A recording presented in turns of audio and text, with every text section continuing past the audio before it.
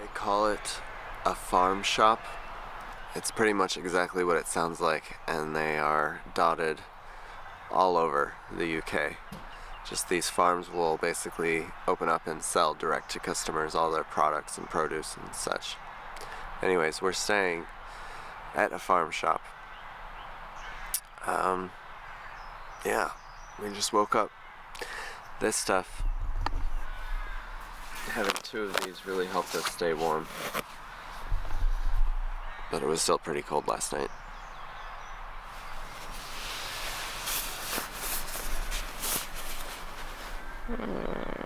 Hey, Case. How'd you sleep last night? It was a little warmer. Yeah? My face kept getting cold.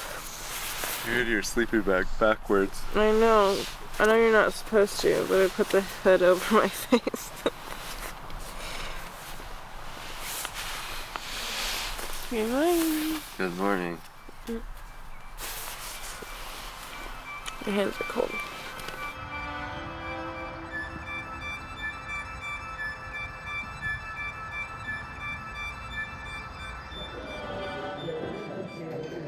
We had just this amazing breakfast of like sausage and bacon and beans and fresh toast and fresh butter, and everything is local, and it tasted so good. It's kind of like an airport where they make you walk through their shop to get to the cafe. So when we left the cafe, we had to walk back out the shop.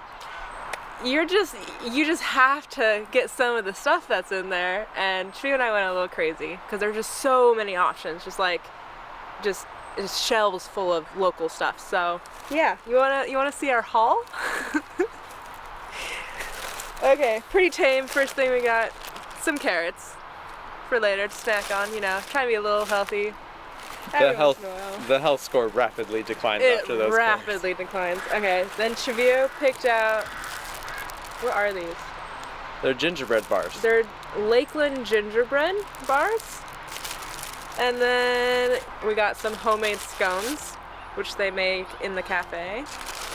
We got 2 of those. Those are pretty hefty. And then this one's mine. You saved the best for last. It's a carrot cake. Tia got an entire carrot cake for herself. They had ones that were this big. I just. Oh no. Wow, it's pretty sturdy. That looks pretty good though. And it's heavy. Look at the frosting on there. I know. So this is gonna be fuel for the day. I'm pretty excited. First, I think. We get to see the Lake District today, so we're gonna see how that goes.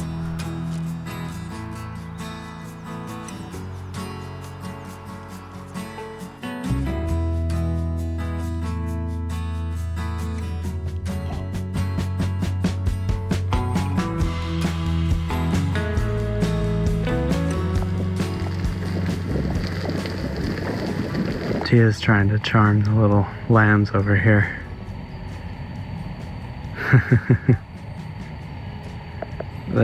They're thinking about it. Oh, you see the ones up on the hill? Yeah. I feel like we're like in a children's story or something. So just, oh.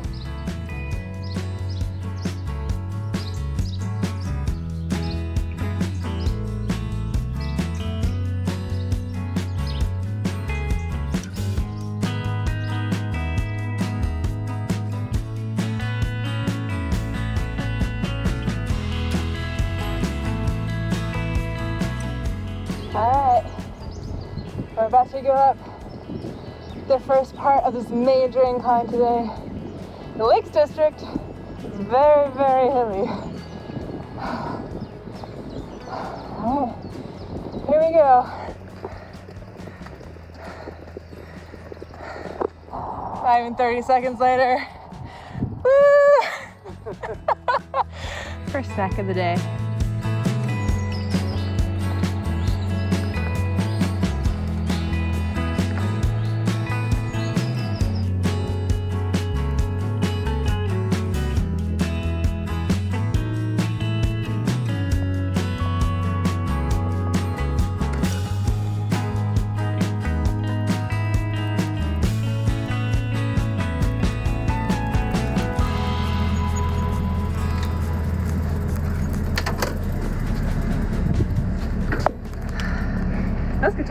Yeah.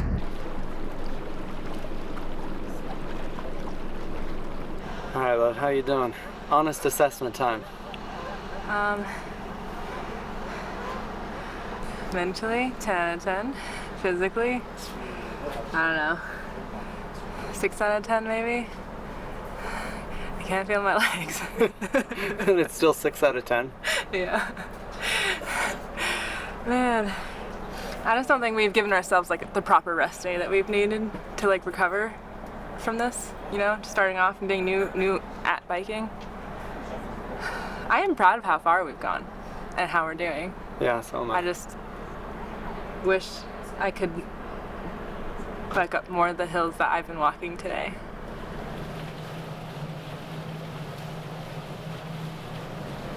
We've been on the bikes this is our 5th day.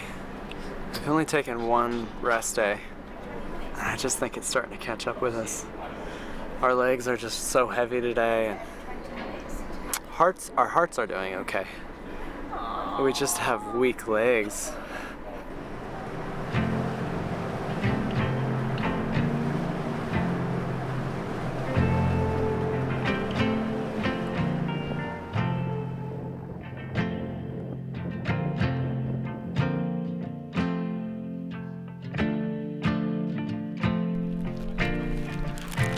Cheese scone.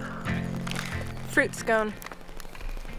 That's I delicious. think you're supposed to eat cream with the sweeter ones. Mmm. We decided to save the carrot cake for dinner. I believe we've officially made it to the Lake District. I was really looking forward to this place. It is very nice to look at.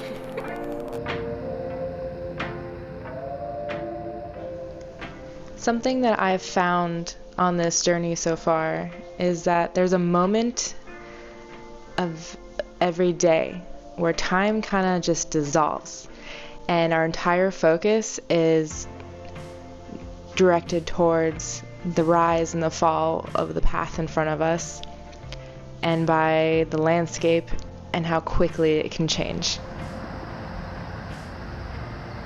So we're looking for a campsite right up the street or somewhere around this area, because we're just about at 20 miles right now. And we're just done. We're getting our butts kicked. There's no fuel left in this tank. The Lake District is gorgeous so far. Oh my god. But it's nothing but rolling hills. I don't want to make it sound like I'm complaining, because it's absolutely stunning. I mean, this green is like a green I've never seen before. It's so vivid. And the sheep everywhere, and they're just... Castles. Yeah, just randomly. Yeah. There's one over here. You can kind of see it through the trees. But anyways, that's the plan. We're gonna see as far as we can get, see if we can find some food and a place to pitch our tent for the night.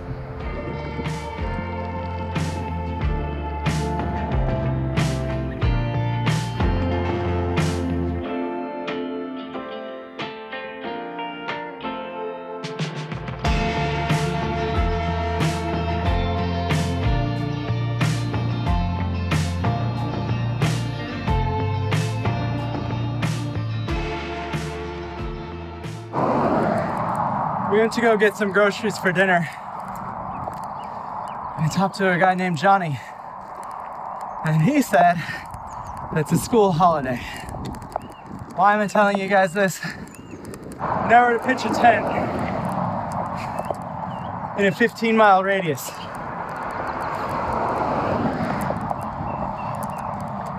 So we found a spot 17 miles up the road. And we're about 8 miles away now. There's a lot of hills still, in case you can't tell. Yeah.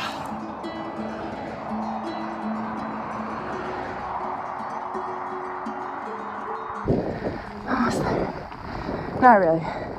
8 miles. Giant over there. Trio keeps feeding me candy bars to keep me going. Honestly, I'm just holding out for that carrot cake. there are definitely moments where we're taken out of it, when there's a hill that is just so steep that you just have to get off and walk a little bit and just eat your pride when cars pass you.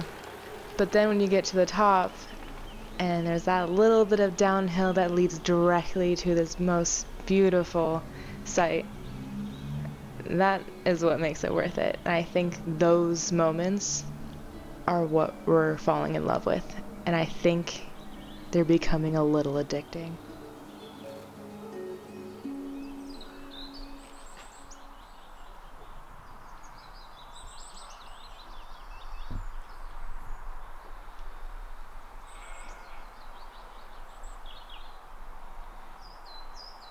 How is that, love? Pretty good. You finally got your carrot cake. There's not much left of it. This is like honestly the best breakfast I've ever had. It's just, it's so good. And also, I was really warm last night. Like I was sweating a little bit. I was very content last night. Yeah, it was really warm. First night where I was like very comfortable sleeping, which was awesome. There's a big difference between 38 degrees and 44 degrees apparently. This is where we stayed back last night. What's this place called? The bridge end? Or High Bridge or something? High Bridge? Yeah. The mountains in this whole area are gorgeous. They're like bare. I think they clear cut them for livestock, sheep and stuff like that, because some of them have trees on them still, so I don't think it's like we're too far north, or it's certainly not an elevation thing. But yeah, really cool looking mountains around here.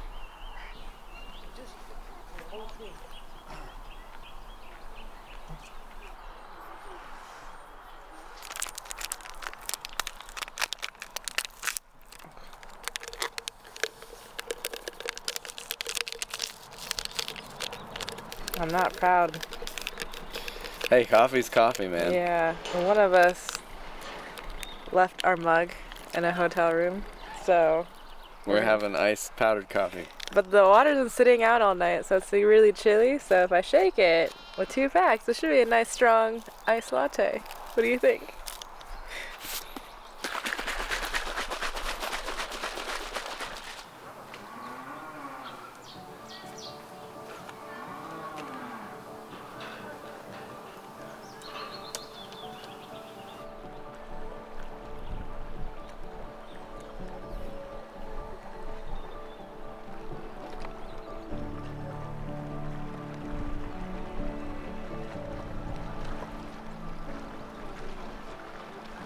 I think one of the most peaceful sounds is the current lapping against the rocks.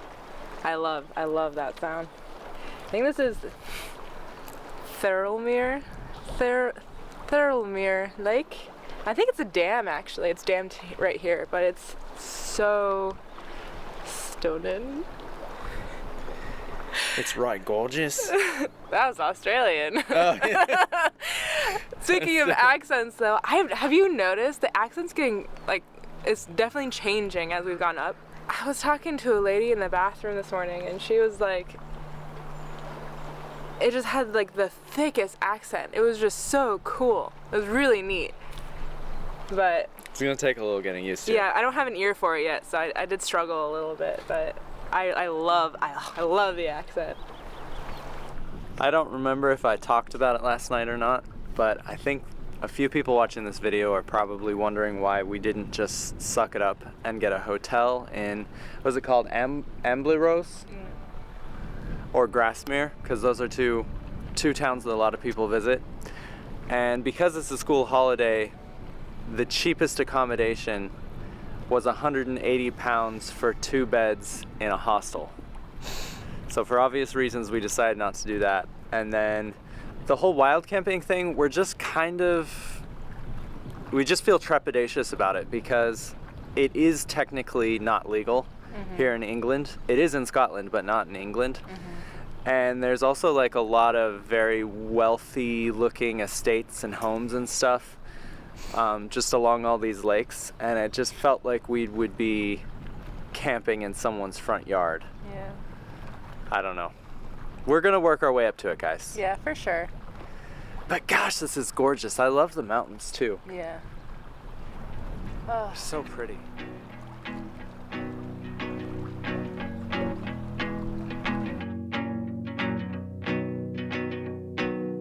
Times and places are all in who you share them with. And it's life, and the point is enjoying who you share it with. I think they're called fell walls, and it's basically just a system to keep livestock in certain zones. And if you look at the mountains, you'll usually see one of these, a fell wall, halfway up the mountain or so, and that is the last zone where livestock should be, so anything above there.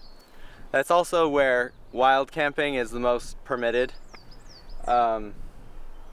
So that's just piles onto the reasons why we didn't wild camp last night, I guess. But it's so cool. There's nothing, I don't know. The UK really has this sort of like, this energy or these vibes that are just like, they're genuinely very much out of a fairy tale. Mm-hmm. It's just gorgeous. And we've covered, what, 200 miles now almost? Almost 200 miles, and every inch of the countryside is like this. It's all beautifully manicured. I can't get enough of it. I didn't expect it to be like this, but it's gorgeous. I love it. I think something that stood out to me was the fact that like so many of these public footpaths and like biking trails and stuff like that go straight through farmers' fields, and they just allow the public to walk back and forth in their fields, and that's something that would not happen in the US. Yeah, you'd never get away. You would not get away with doing that, nor would the farmers be okay with people doing that. But it's just amazing. Across the entire country, we've seen footpaths go through people's, essentially their land, and I don't know, I just find that amazing that it's just like they would rather people enjoy the outdoors than wall off outsiders. I love that. And the weeks and the weekends are keeping close who you spend with. And in time, what you find is the time is who you spend Last with. few days we've been spending some time next to the highway, which is not my favorite, but every once in a while we get this really nicely paved bike path that's completely separate, so we don't have to worry about cars hitting us.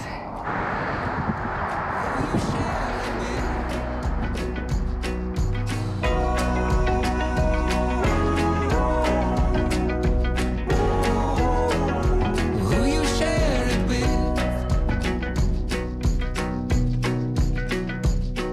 Yeah, now it's a moment, and a home is who you share it with. I believe. I just wanted to point out that I have mastered my first British phrase, which is hiya. Everyone says it, it's super cute, I love it, and I've been saying it a lot more. Second phrase, what was it?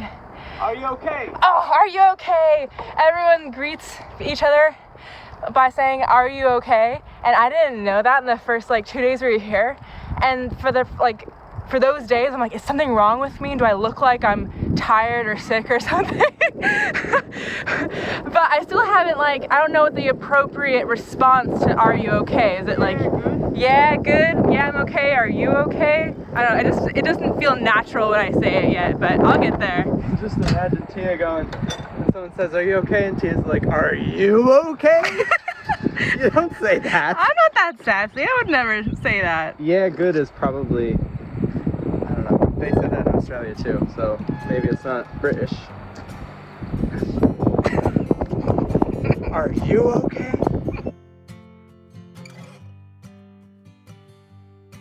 This is our 6th day on these bikes, and I think this is the first day that things just started to fall together really well. something that's really important for me is that I'm starting to trust my bike. It's starting to feel more like an extension of me and not this wild, unruly thing that keeps bonking around and hitting my shins and falling over and just, just frustrating the life out of me. And I think that's made this day so much greater, is that I finally understand my bike. Also, I think that I've kind of started getting the reason why people do this. It's this really interesting relationship with earning things. The top of every hill you have to earn. Every view, every scone, every little candy bar, even just to see the sheep grazing and have stillness and quiet, you have to earn that. And it's a beautiful thing. It's a hard thing, and it beats you up, and you are covered in bruises. And we're sitting here in Carlisle, so many miles from Manchester, and we earned it. And I think it's a really wonderful thing to just sit back, be tired, but be so proud of yourself, your bikes, and your partner. Okay, baby. You tired? This is so nice. Well, this is our apartment. The bikes take up like a quarter of it. That's fine. It's our new roommates. Has a full kitchen. We're finally gonna cook something a little bit more creative than beans and rice. And yeah, fireplace.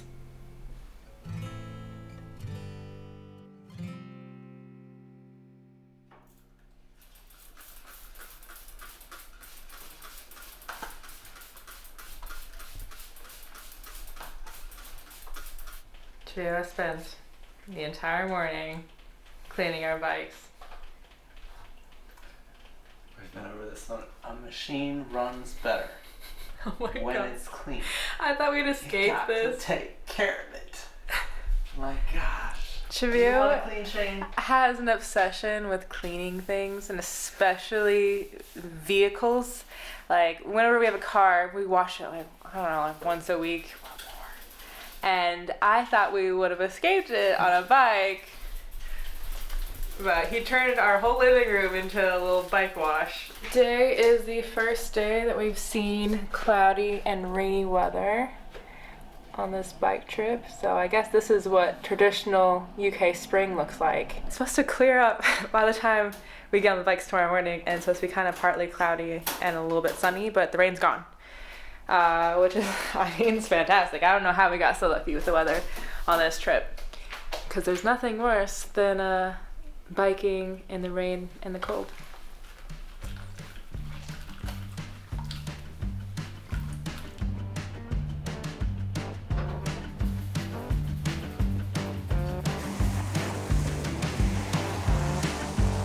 Well, I'm a stranger in paradise. I'm off traveling with my band.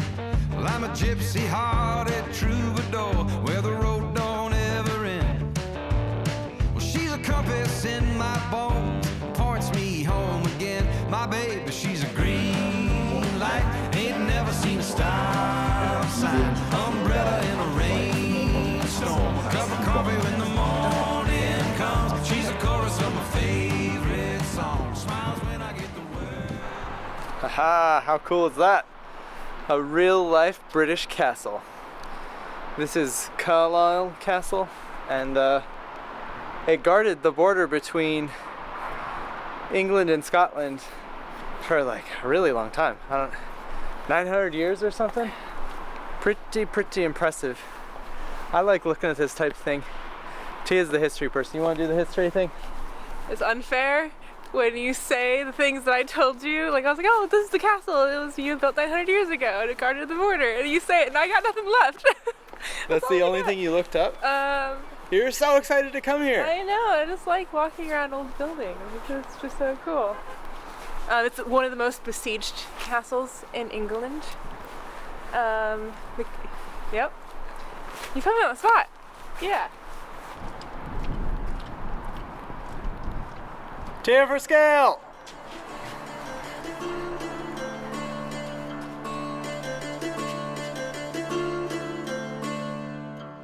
Tia's right. This place saw a lot of action over the years. It was involved in just about every war you could imagine, from several wars between the Scots and the English to even the English Civil War.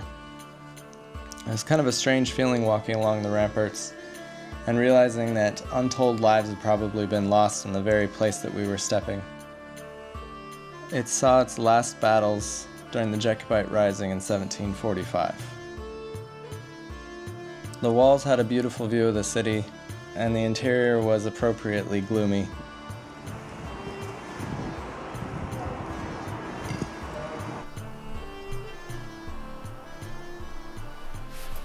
Neat fact about spiral staircases like this. I should feel like everybody knows this fact by now, but Is this a sword they thing? always twist to this side because most people are right-handed, so the defenders of the tower could whack guys really easily with their right arm and defend with their left, the shield. And it was the reverse situation for the people trying to take over the tower, so they had to swing with their left hand. Nice little trick. I think that's also why the UK drives on the left side of the road. There's two guys on horses that want to whack each other with swords. They're coming at each other. It's easier if you're riding on the left side. You pull out your sword to try and hit the other guy in the face. You think so? I think so. Yeah. Ladies and gentlemen, welcome to the stage. I am now on the 4th episode of this show called $1 Million Secret on Netflix. And it's got me hooked. And I've been sitting here and I'm trying to plan our route for the next couple of days. We're going to be following a very long wall. If you know, you know. Over the next few days. And I just cannot focus because this has got me hooked. Also, if your name is Alistair and you were wondering why all these random shows are just showing up on your Just Watched, I am so sorry and thank you for letting us use your Netflix. Well, not letting us. Yeah, oh my god. Oh, come on. Anyway, so Cheveyo's cooking dinner. We have our nice, wow, there's a lot of clear tags on that, but that is our drink for the evening. It's local. Is it? It's the I can't tell underneath the sticker. It's the Bowland Brewery. Bust something IPA with a big attitude. We're having Cumberland sausage. Yep. And broccoli, what? We debated whether we were going to have our thoughts on Cumberland sausage in this video, and we decided not to, because this particular Cumberland sausage is from Asda. We don't really know how to prepare Cumberland sausage, and it was £1.85p. So. There's a strainer. That's a pizza pan. But it has holes in it. Okay. Well, it never stopped raining today. Fingers crossed that it stops when we leave tomorrow morning. And yeah, thanks for coming along with us, and we'll see you tomorrow. Subscribe! Oh my god!